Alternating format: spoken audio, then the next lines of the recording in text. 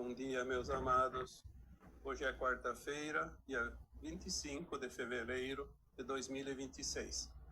O tema de hoje trata sobre a roda das reencarnações, também chamada de a roda de Samsara.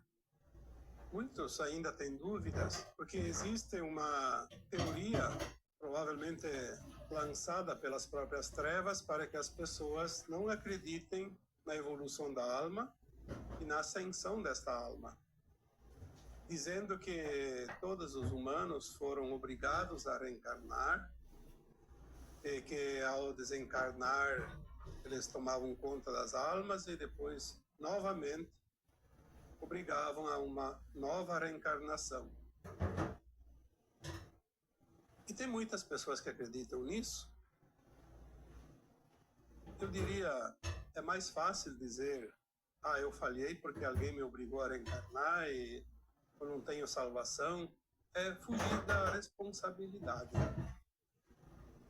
Porque tudo isso não passa de uma invenção dos próprios arcontes e dos próprios humanos, aqueles que se comprazem no mal e aqueles que fogem da sua responsabilidade. Vamos hoje tentar aqui explicar mais ou menos de uma forma que essas dúvidas sejam sanadas, porque o plano divino, ele tem uma perfeição que de tão perfeito que é, as pessoas não acreditam. Porque tudo tem que ser difícil, tudo tem que ser quase impossível, tem que temer a Deus, tem que temer o plano divino, tem que isso, tem que aquilo. E nós esquecemos, porque temos o véu do esquecimento, obviamente, que somos seres divinos, somos luz na essência, somos um átomo semente divino, uma centelha de luz da fonte criadora. Nós somos um espírito imortal, somos uma alma que derivou deste eu superior, da mônada, das superalmas, das almas, e nós estamos aqui como um fractal desta consciência de alma. Saber quem somos, de fato, já elimina muitas dúvidas e também muitos medos. Se nós somos luz e viemos experienciar um planeta de provas e expiações, uma pequena réstia de luz e uma grande quantidade de matéria escura, porque aqui é um planeta de criação fantástico. Gaia é um planeta feminino, energia e frequência feminina, portanto, de criação. Temos aqui os ingredientes para uma das melhores escolas de almas do universo. Quando nós decidimos vir para esta escola de almas, nós estávamos integrados a uma versão nossa de alma mais elevada. Sabíamos o que era esse planeta Terra, sabíamos o que teríamos que enfrentar aqui, sabíamos a importância dessa experimentação ou dessa experiência. E nós nos dispusemos a vir, fizemos fila para ser selecionados, porque muitas outras almas queriam vir também. E há um limite para cada mundo. Nós tínhamos a garantia de que o plano era sagrado e perfeito, e tínhamos o amparo necessário e a certeza do retorno um dia, quando completasse o ciclo, quando a alma finalmente chegasse à ascensão, ela seria integrada novamente à sua versão mais elevada. Isso, mais ou menos, segundo algumas orientações que nós recebemos de consciências superiores, começou essa imigração de almas aqui na Terra por volta de 1.500.000 anos atrás. O plano era o seguinte: desenvolver esse planeta Terra, criar neste planeta Terra, evoluir tudo que tinha aqui, inclusive as outras espécies de vida, os reinos inferiores, os minerais, vegetais, animais e elementais. Tudo está interligado em consciência, e a consciência se expande, cresce e desenvolve. O plano era vir com o véu do esquecimento para experienciar tudo que a consciência humana possa criar, em todos os níveis, de todas as formas, e sempre dentro de duas polaridades, os dois lados da moeda, como já dissemos tantas vezes: causar e sofrer o efeito da causa.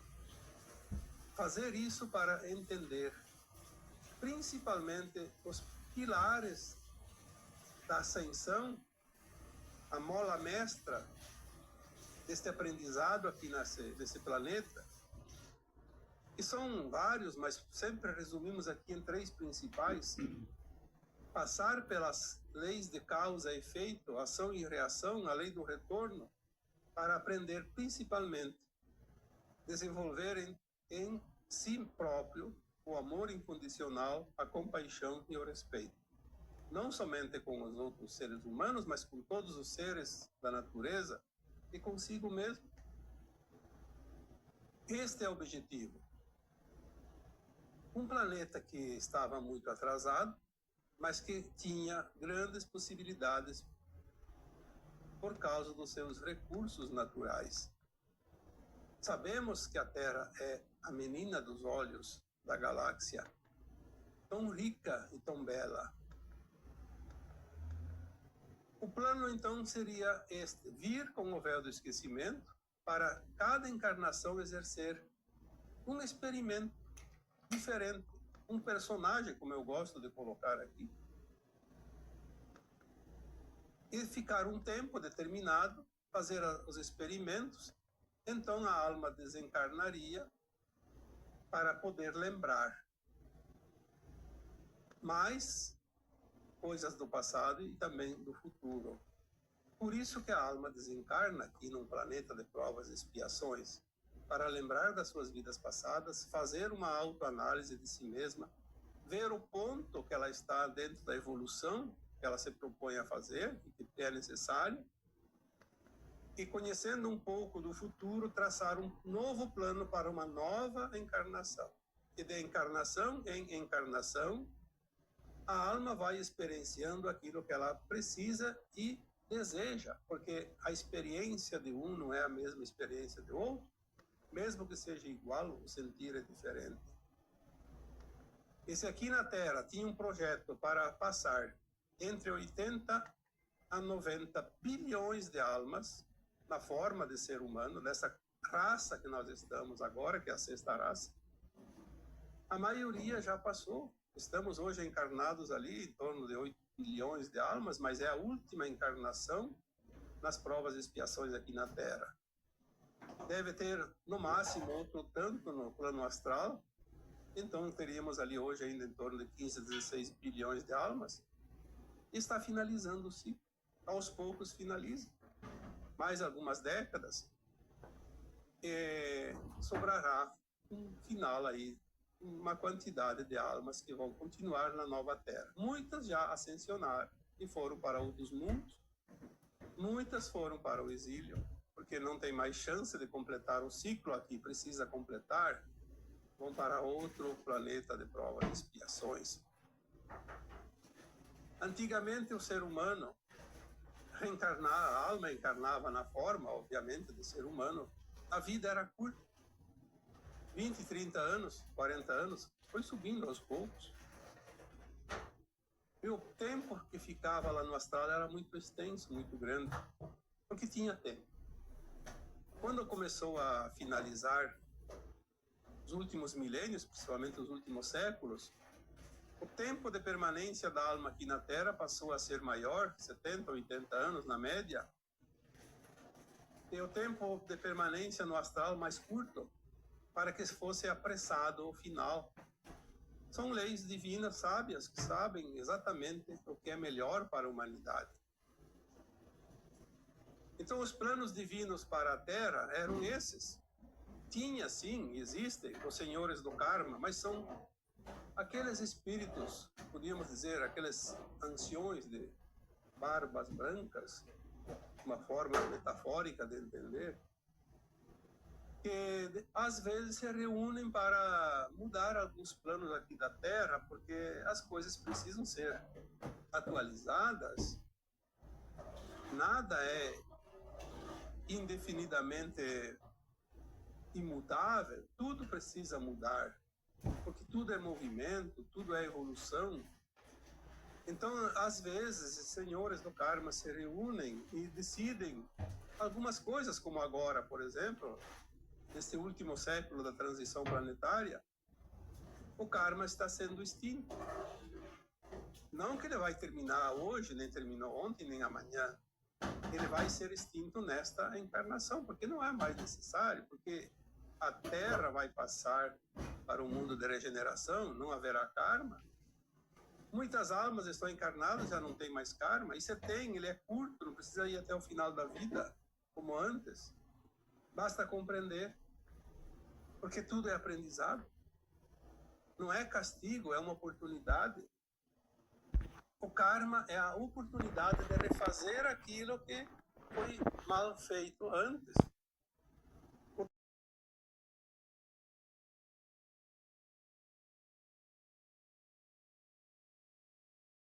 Não são demoníacos, não são satânicos, não são arcontes, como alguns dizem.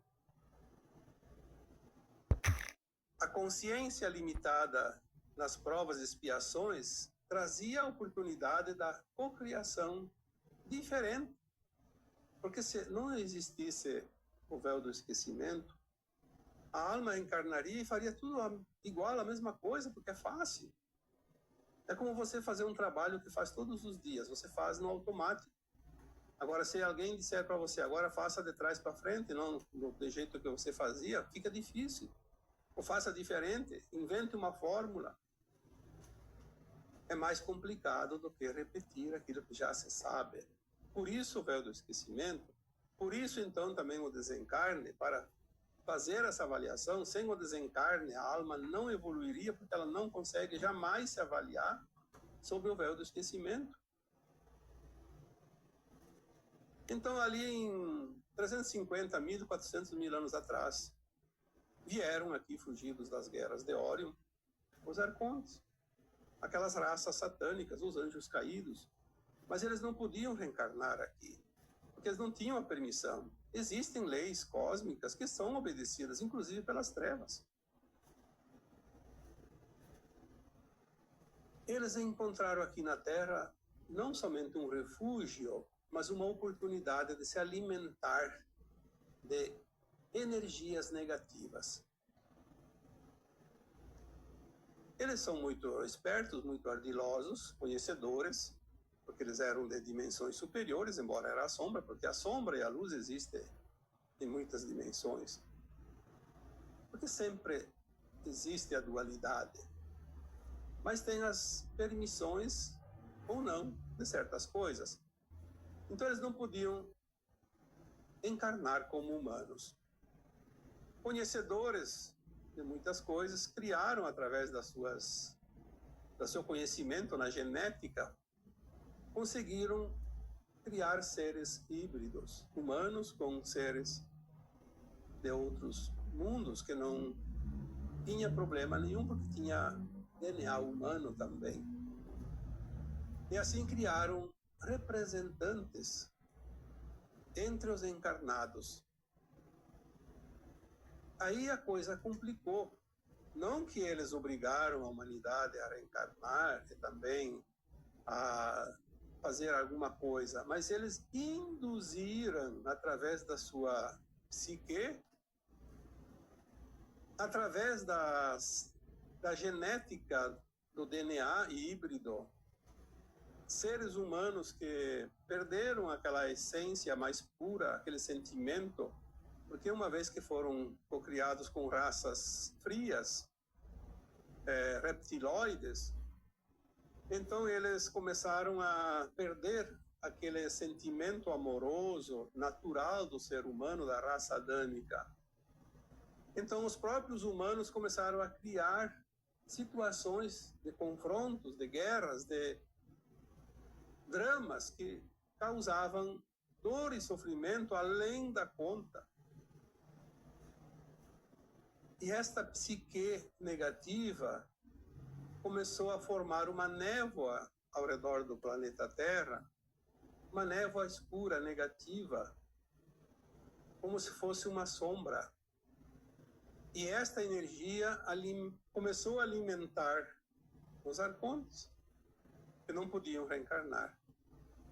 E na medida que o tempo foi passando, mais e mais dessas raças híbridas foram surgindo e mais seres humanos começaram a dominar os demais. Quem causa dor para os humanos não são os arcontes, são os próprios humanos representantes dos arcontes. Seres extremamente frios, sem emoções, um DNA muito elevado, não humano. E isso, no decorrer dos milênios, principalmente neste último ciclo pleiadiano de 25.920 anos, que fechou agora em 2012, foi o momento mais triste da humanidade, mais sombrio, porque eles fecharam, inclusive, o planeta Terra numa grade magnética espessa, que não permitiam mais a entrada de seres da luz, porque a humanidade da Terra pertencia a esses arcontes.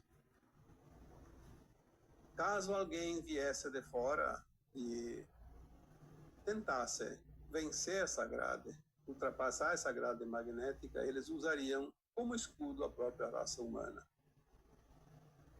Foi um tempo difícil, mas que a luz planejou e encontrou soluções, encontrou buracos, como se diz, furos nessa grade, e começaram a se infiltrar aos poucos, sem que fossem percebidos, até que chegou um momento em que eles conseguiram vencer essa grade, que é o momento que nós estamos. E esses arcontes foram retirados, foram os primeiros, aí a partir de 2016, até no máximo 2020, praticamente todos foram.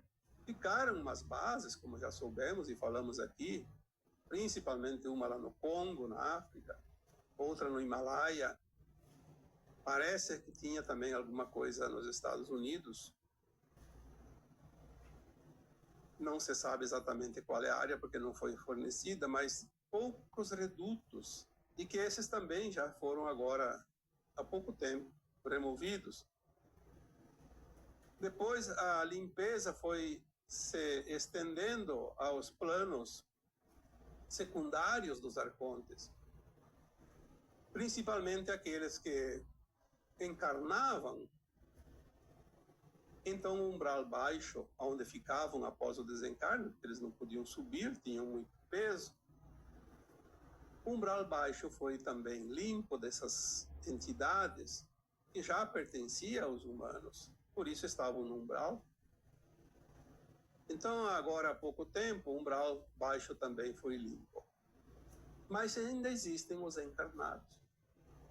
Os arcontes encarnados na forma humana, com DNA humano, estão no comando dos sistemas vigentes no planeta hoje, na maioria ainda. Mas a limpeza está sendo feita em mais alguns anos, talvez não se sabe quantos, se 1, ou 2, ou 3, ou 4. Tudo isso será removido. Vai ficar ainda, sim, muitos humanos, milhões, quizá até acima de bilhão ou bilhões, de seres humanos ainda mais algum tempo, tem esse DNA, porque a maioria de nós, humanos, temos o DNA dos arcontes, em grau maior ou menor. Por isso temos o desejo do poder, o desejo de vingança, o desejo de domínio, de conquista, a qualquer custo. Tem muita gente que não tem escrúpulos, só não faz pior porque não está num cargo. Mas se ocupasse um cargo, faria a mesma coisa, o pior daqueles que estão lá. Só que esses, sem a posição de controle, de comando, eles não são perigosos como são aqueles que estão no comando. Então esses vão sendo retirados aos poucos, até 2050, 2060, quando finalizar o ciclo da velha Terra, todos serão retirados. Não vai ficar uma alma que tenha esse perfil dos arcontes, porque a nova Terra não tem energia para abranger certas entidades dentro de si, a Terra não vai acolher aquilo que não se afina com ela na sua frequência. Então isso é um sistema natural, um plano divino. Mesmo que houve essa interferência há 350 mil anos atrás, um pouco mais, as coisas agora vão melhorar muito para quem quer realmente viver em paz, no amor, na gratidão, na compaixão, no respeito, porque a dor e o sofrimento não existirão na nova Terra. A dor e o sofrimento aqui nesse planeta nunca foi causado por nada externo a não ser os próprios humanos. Nem os arcontes podiam fazer isso. Obviamente que eles tinham o poder de persuasão, porque quando nós temos o DNA humano misturado, híbrido, nós nos alinhamos com muitas coisas. Ah, foi um arconte que me induziu a cometer tal coisa. Não.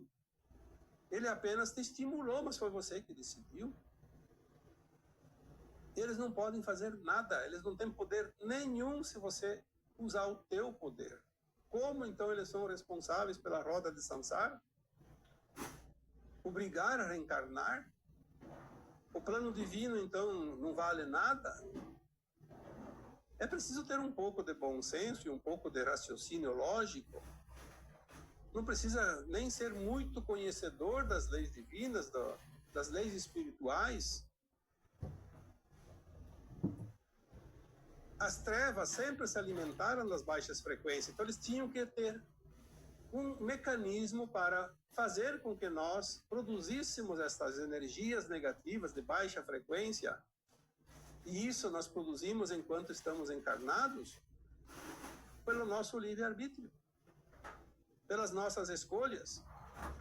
Porque temos dentro de nós um desequilíbrio entre a luz e a sombra, que é exatamente o que nós viemos aqui fazer, encontrar esse equilíbrio. Poderíamos fazer isso sem interferência dos arcontes? Sim, e muito bem, e sem grandes transtornos. Mas se nós permitirmos que os arcontes nos conduzam ao erro, ou induzam ao erro, é óbvio que nós vamos depois assumir a responsabilidade, porque a responsabilidade é nossa, não é do arconte. Jogar a responsabilidade para eles é fugir da sua própria responsabilidade. É comum o ser humano encontrar culpados pelos seus atos. Mas isso é a coisa mais natural que tem. Ah, não fui eu, não é meu, é do outro. Todo ser humano que tem dentro de si um caráter realmente inidôneo, um caráter escuro, ele sempre vai jogar a culpa para os outros. Acuse os outros daquilo que você é ou que você faz para fugir da responsabilidade. Isso é a lógica, é a lei dos arcontes. Já a lei divina diz, não faça ao outro o que você não queres que te façam, porque o fazendo é a ti que tu o farás.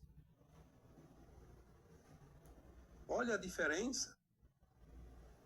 Então, quem são os arcontes? Os arcontes estão dentro de você, dentro de mim, dentro de qualquer um, é só exercer.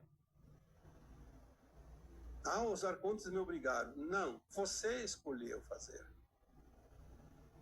Não há desculpa para as tuas falhas, porque as tuas falhas também servem para o teu aprendizado, mas tem que ter o controle.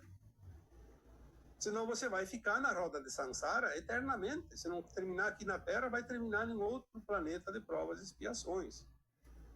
Mas não é culpa dos arcontes. É tua responsabilidade. Então os arcontes, eles não são responsáveis, mas eles induzem ao erro e ao prolongamento do karma. E isso é verdade.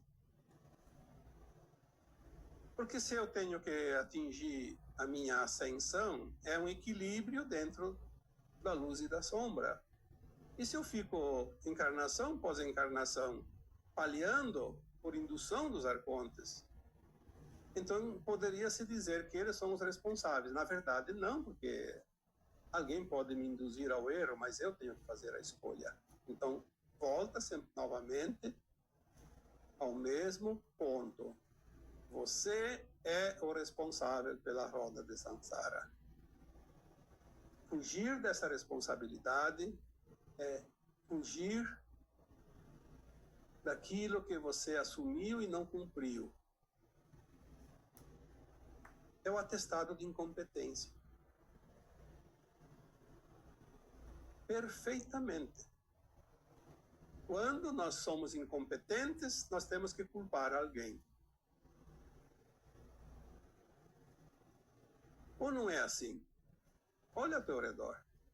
Veja, dentro do grupo familiar, do grupo da comunidade, do município, do estado, do país e do planeta, sempre aquele que erra acha um culpado.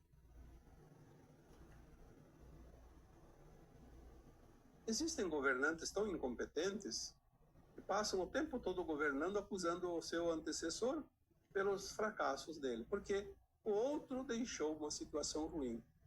Então ele não faz nada, mas ele sempre tem um argumento. E assim é o DNA híbrido dos arcontes. Encontrar alguém que vai espiar os seus erros, os seus fracassos, porque assim cria mais dor e sofrimento, e aquele também que é acusado injustamente também emite uma vibração negativa através da sua dor, nem que seja psicológica. É um esquema realmente sombrio. Por quê? Porque vem das sombras. Eu recebo muitas vezes essa questão. Ah, mas os arcontes foram responsáveis pela roda de Samsara. Não. Não mesmo. Ou então você não entende o plano divino das leis divinas.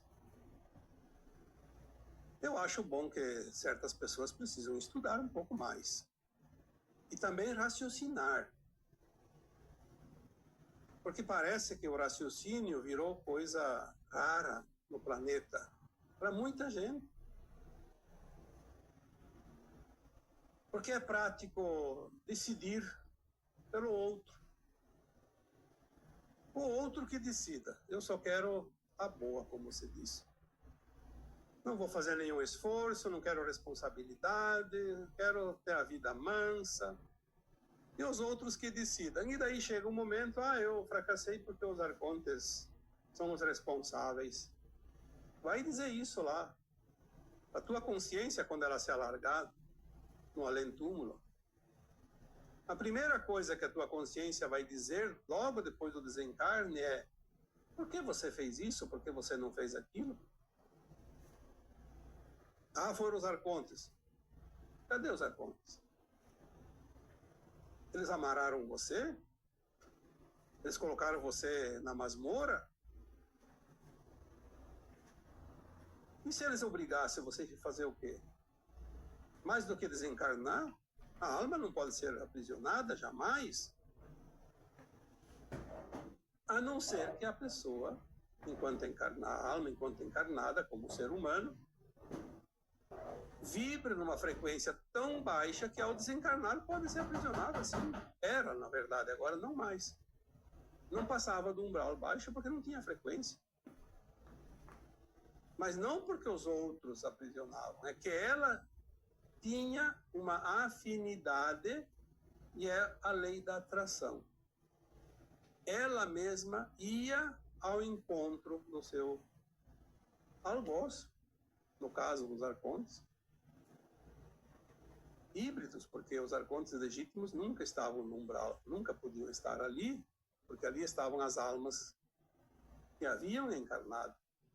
Mas eles estavam no controle, nos abismos da escuridão. Tudo vai mudar. E graças a Deus esse ciclo agora termina. Mas é preciso conhecer um pouco do que foi esse planeta.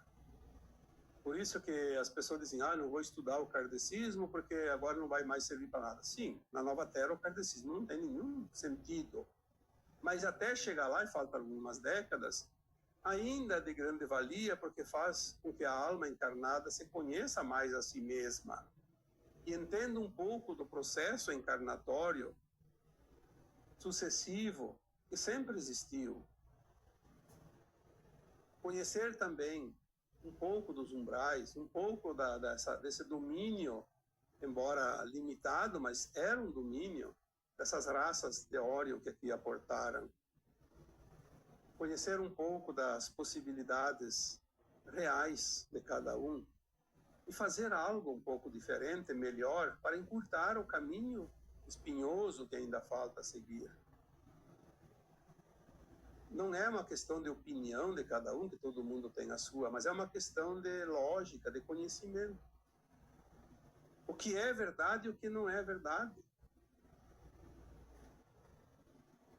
É claro que os arcontes, às vezes, obrigavam alguém a encarnar, porque aquela alma estava tão alinhada com eles que era do grupo, é da turma. Então agora vai você de novo. E vai. Não é assim que faz aqui as turminhas que se encontram, né? Esses grupos de pessoas. Vamos supor uma quadrilha de assaltantes. Tem o seu chefe, tem o subchefe, tem toda a hierarquia e tem o grupo que faz o trabalho mais duro. Aí eles dizem, olha, agora vai você lá assaltar aquele banco, aquela pessoa, roubar aquele veículo da marca tal. Eles dão as ordens. Mas por que a pessoa faz? Porque quer. Não quero mais. Bom, então você vai morrer. Tudo bem. A alma não morre. Se liberta. Ou então tem sorte e consegue fugir, porque uma vez enveredado pelo caminho do mal, não é fácil sair. A vida não é tão complicada. É fácil de ser entendida, mas é preciso se permitir. Olhar a vida sem paixões. O grande problema é que tudo é discutido na forma da paixão. A minha religião tem um Deus, e o meu Deus é melhor que a tua religião, que o teu Deus. O meu governante é melhor que o teu. A minha ala, o meu time de futebol é melhor que o teu, e assim vai. É uma disputa que não termina nunca e não leva a nada. Vamos olhar, sim, tem as diferenças, tem as preferências. E podemos ter as paixões, sim, mas controladas. Que sirva apenas de diversão, de lazer, que daí não cria dor e sofrimento para quem quer que seja, não vamos criar karma, não vamos criar karma para nós mesmos depois. Depois vamos culpar os arcontes, é tudo certo. Eu vou aprontar lá, fazer uma arte, vou culpar um colega, alguém. Assuma a tua responsabilidade e entenda que os erros são possíveis, sim, porque os erros nos ensinam muito, mas olhar o erro como um aprendizado, como uma lição aprendida e nunca mais repetida. E assim nós evoluiremos mais rapidamente. Se bem que agora pouco tempo temos, mas para todos nós aqui que fazemos parte desse grupo, vocês que me ouvem, vocês já estão aqui na dianteira, já passaram por todas as fases mais difíceis. Agora está fácil. Faltam alguns retoques. Estamos chegando na reta final desta longa caminhada. Então, é óbvio que talvez esta mensagem de hoje nem precisaria trazer aqui. Mas sempre tem aquele que ainda tinha uma dúvida. E para que ter dúvida se nós podemos ter a certeza?